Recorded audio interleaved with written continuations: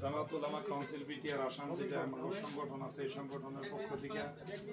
হয়তো বিগত কিছুদিন আগে আসাম গভর্নমেন্ট তো যেটা গৃহ বিভাগে অমানবীয় যেটা উচ্ছেদ কার্যসূচি চলাইছিল, তার জন্য হয়তো দেখে হয়তো আমরা মনের মধ্যে খুবই আঘাতপ্রাপ্ত, খুবই নির্মমভাবে যেটা অত্যাচার মানুষের উপরে যেটা অত্যাচার করা হয়েছে, বর্বর অত্যাচার যেটা করা হয়, আমরা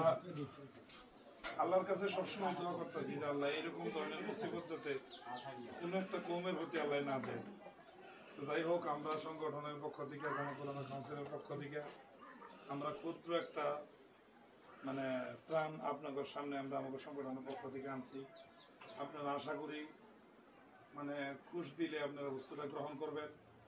এটার দ্বারা যে আমরা এটা করে যে সম্পূর্ণ আপনাকে সহায়তা হব, যে কিছুটা যাতে পরিয়ালটা যাতে কয়েকগুলো অনেক নিয়ে যাতে একটু কয়েকটা সংখ্যা যাতে পাওয়া যায়, তার একটা ব্যবস্থা হয়তো করছি। অনাগত দিনে যাতে আপনাদের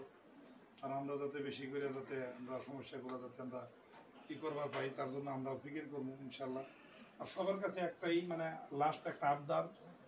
এই মুহূর্তে আমাদের উপরে যেটা অত্যাচার শুরু হয়েছে, আমরা সবাই কোনোতে নাজেলা আয়াতুল কুরসি বা কোরআন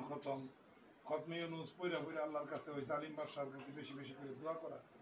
যে আল্লাহ জালিমের হাত থেকে মুসলমান সম্প্রদায়টাকে যাতে আল্লাহ হেফাজত করে,